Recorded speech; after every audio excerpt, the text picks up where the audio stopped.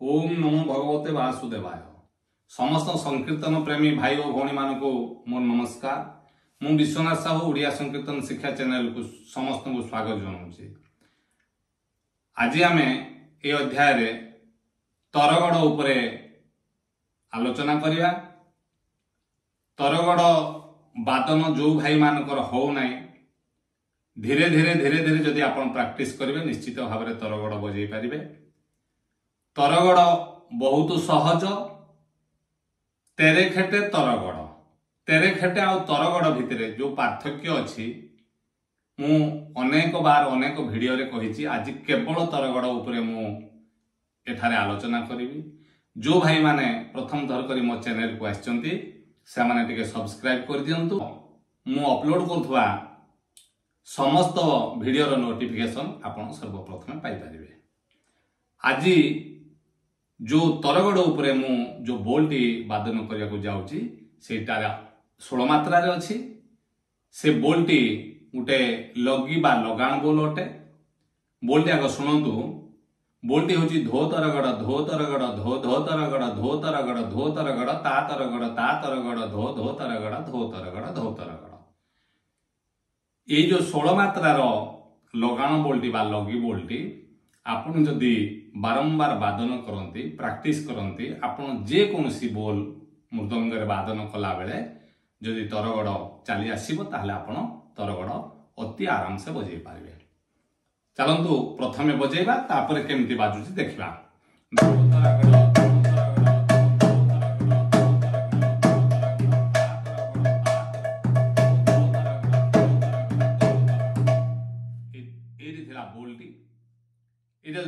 धो तरगड़ धो तो आपण देखंतु आपण विभिन्न प्रकार धो वादन करूचंती के गोटे आंगुली रे ता आ धा करके धो करूची।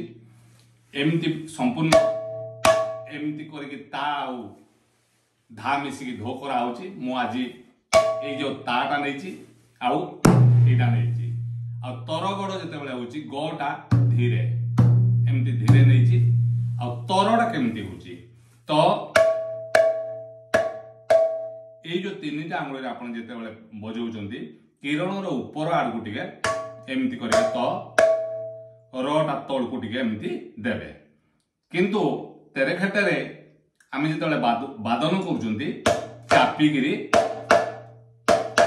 एमती वादन करि थांती। किंतु तरगड़ जिते बेले आमे बजाउचंती टिके खोला करि बजावा एमती की तरगड़ आमे वादन करिवा। देखंतु एई पटे आगो बजाउची धो तरगड़ धो तरगड़ धो धो तरगड़ धो तरगड़ धो तरगड़। ये गोटे पार्ट थिला। आरो पार्ट टी होची ता तरगड़ ता तरगड़ धो धो तरगड़ धो तरगड़। तरगड़ जते बेले हम बजाउचंती धो तर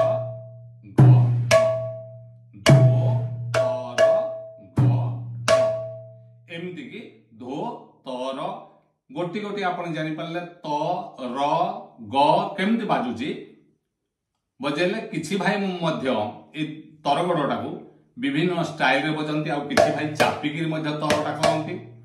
किंतु एमिति कले आपण हाथ बहुत स्पीड रे बजेई पारिबे।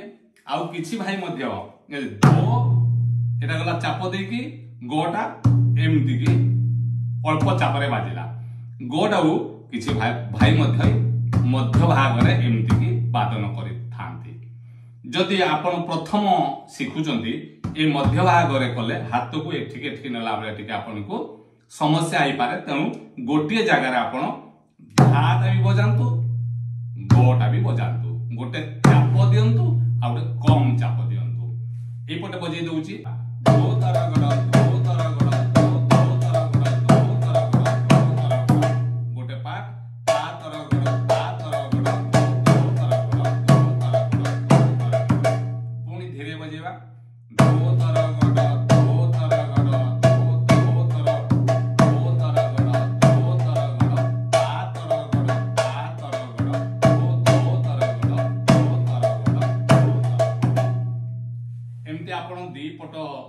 देखिले दी पट जाक आपण प्रैक्टिस करिवे।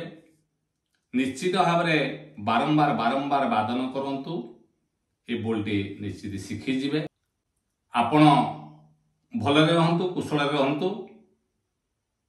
बड़ ठाकुर जगन्नाथ पाखे एति प्रार्थना करी आज रहुची। पुणी देखा हबो आउ एक अध्याय। नमस्कार।